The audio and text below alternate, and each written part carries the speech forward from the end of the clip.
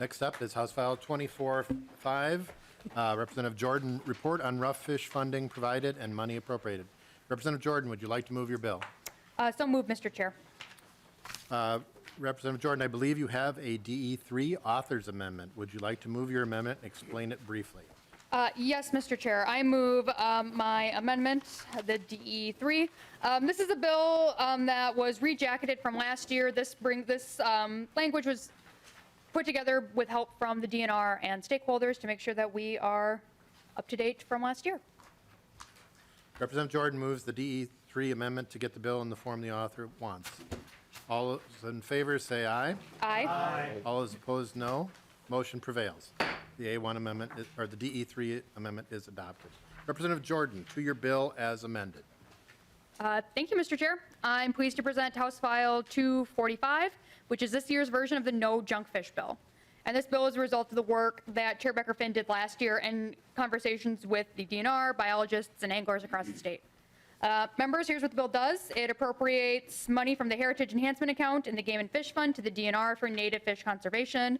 It also requires the DNR to provide a progress update by August 1st of 2023 on identifying native fish protection and conservation members and lists out our target species.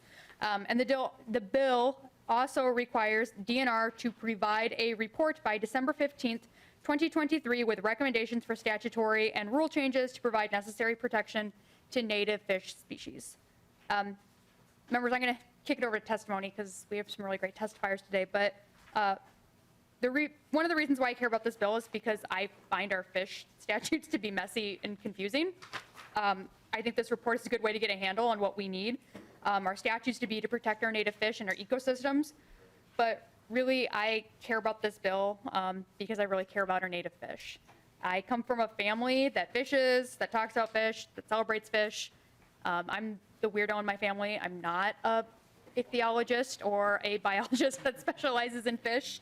And I want to make sure that Minnesotans can keep celebrating and talking and being weird fish nerds.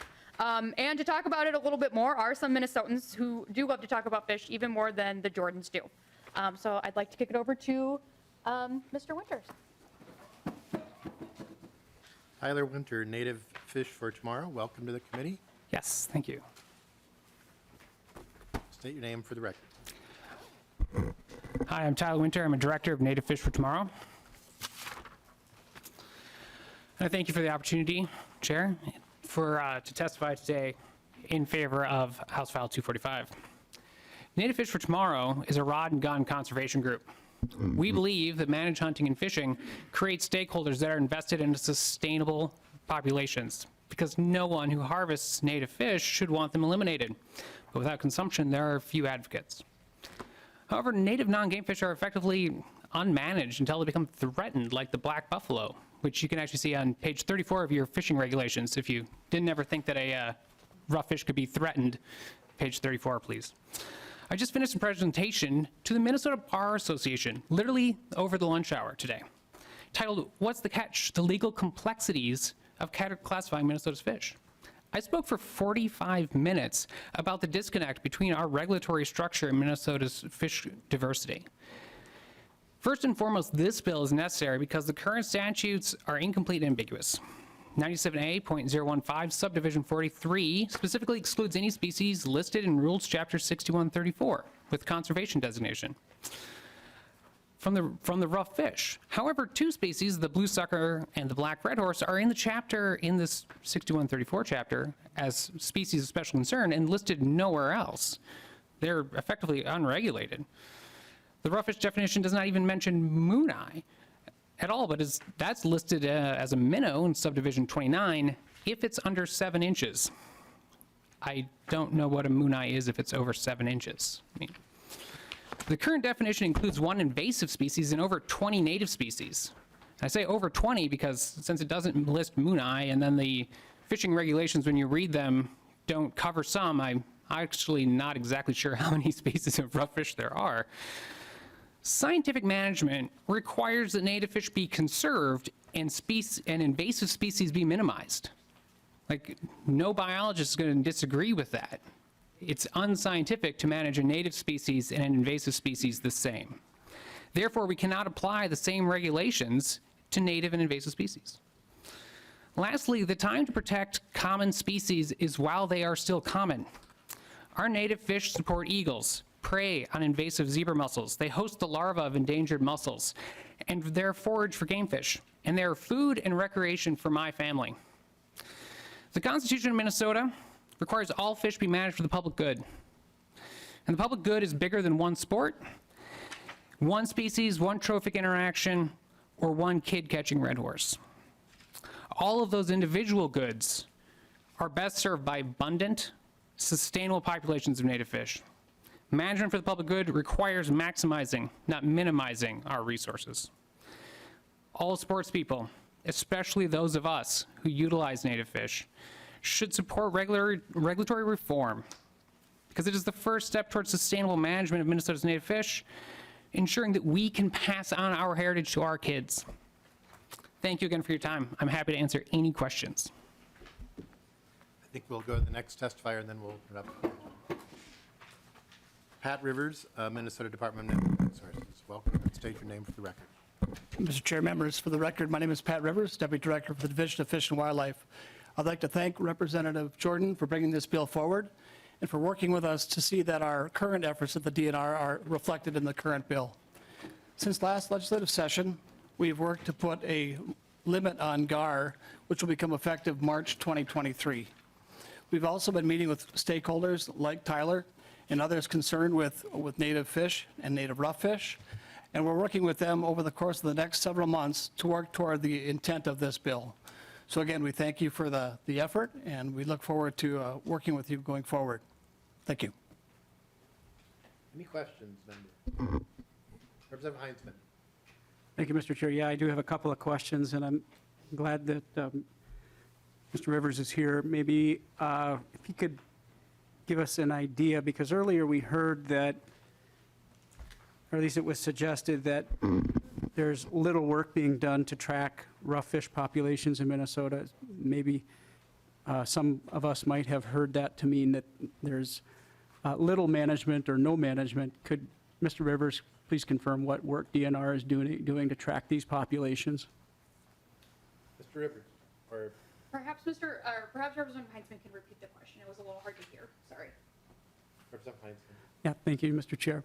Earlier it was suggested that somehow or possibly DNR is not tracking rough fish populations, and there's no research and no information available. I have, over the years, 8 years on this committee, heard a number of presentations, and some of those conversations I thought included data and research that's being done in this area. Maybe it's lacking, but I feel like I've heard some testimony from DNR as to some of the work that has been done in this subject area. Mr. Rivers.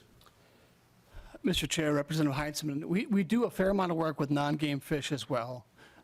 We do have our IBI program, Fish IBI, Index of Biotic Integrity, that looks at presence, absence. We do note different species when we collect them. And we could do more to determine whether life history and the population characteristics in a given water body like the Mississippi River are such that we are protecting them sufficiently or that additional protections are needed. In the last couple of years, there's been a couple of flashpoints, if you will, of information. You may remember the video that showed the exploitation of the backwaters of a river with individuals spearing, I think it was up to 100 fish in that event. And the second thing was learning that our buffalo can live to be over 100 years of age. Understanding that and the age at which they first reproduce, things of that nature lead us to believe it would be good to look more at our native fish and see if we're missing anything in terms of conservation measures that should be implemented.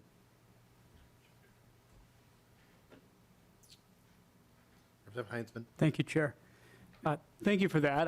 I'm glad to hear that I'm not mistaken. It sounds like there has been research in this subject area as it relates to rough fish, quote unquote.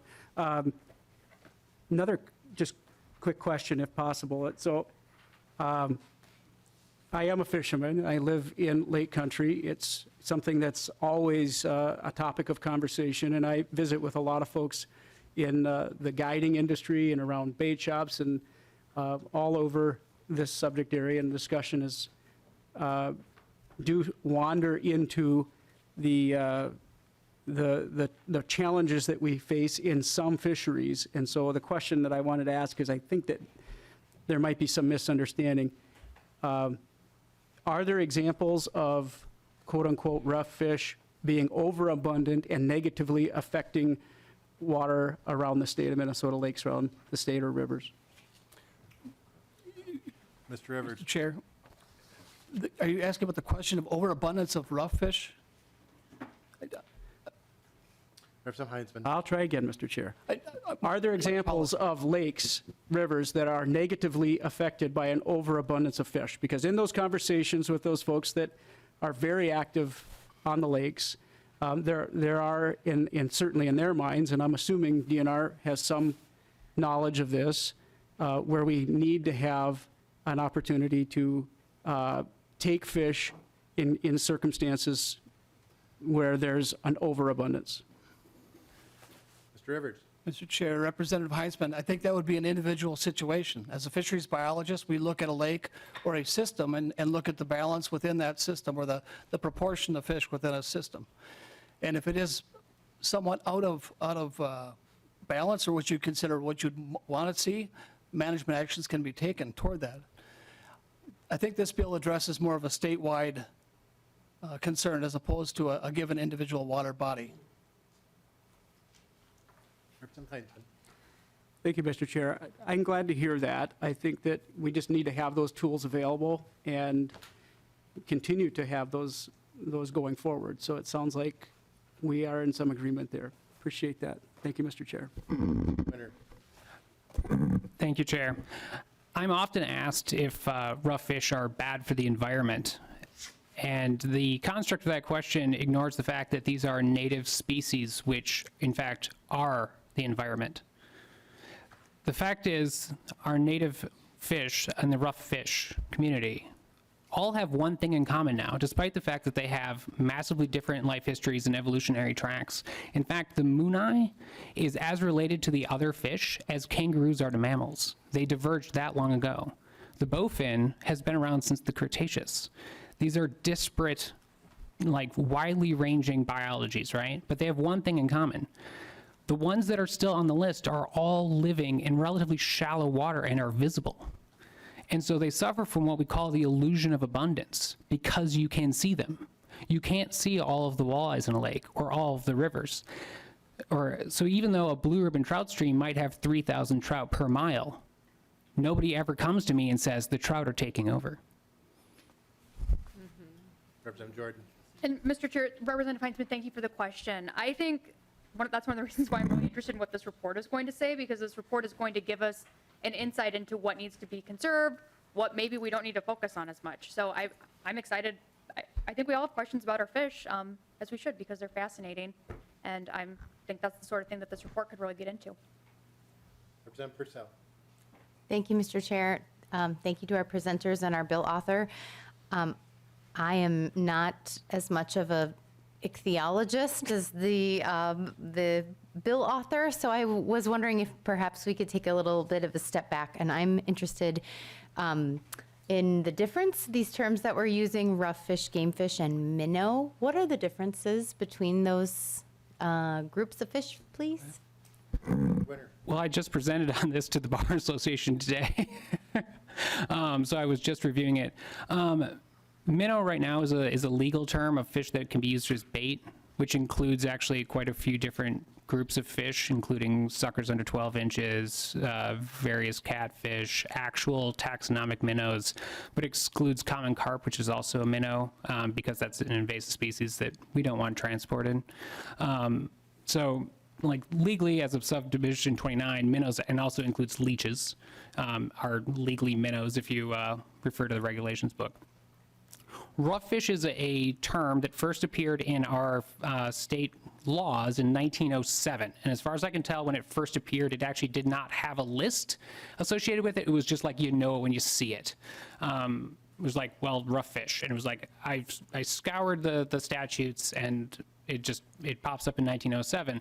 And since then, it's been used in place of, like in places in statutes where you would actually expect to see invasive species, right? Like you can construct a barrier for rough fish. These barriers are actually intended to keep out common carp, which are listed in administrative rules. I think it's 6126 or something, like as a regulated invasive species. So we have a category of fish in the administrative rules that we can restrict from water bodies because they're invasive species. Rough fish are basically our fish that live in shallow water. You can see them. They are not usually part of the American diet, although I eat quite a few of them specifically so that when people say you can't eat them, I look at them and I say, am I going to die? Because I just did. Like, but that's basically what a rough fish is. The lore is that these fish were not fully dressed before they were sold. They were sold rough in fish markets, and that's where the name came from. As of right now, Minnesota is only one of 6 states that actually still has the term rough fish on the books. And so this is actually an opportunity for Minnesota to bring its fisheries management into the modern scientific age, which we all want scientific management of our fish. Because even if you don't fish, you probably like seeing eagles. And let me tell you, from the scars on the back and the way the eagles perch over my favorite buffalo fishing spot, the eagles like to eat buffalo. If you don't like zebra mussels, then you really want freshwater drum in your lake. Half their diet can be freshwater drum. Members, any other questions? Sounds like a tour coming. Any questions to the bill as amended? Is there any other testimony in the audience? Any other testimony from the audience? Seeing none, Representative Jordan, would you like to renew your motion? Yes, Mr. Chair, and if you would indulge me, I'd like to just end by, correcting the record that I'm not an ichthyologist. I'm a legislator. I'm just an organizer in Northeast Minneapolis, but I am someone who loves fish, and I love seeing them. I like fishing for them on a fly rod. And one thing I really like is catching fish with my nieces.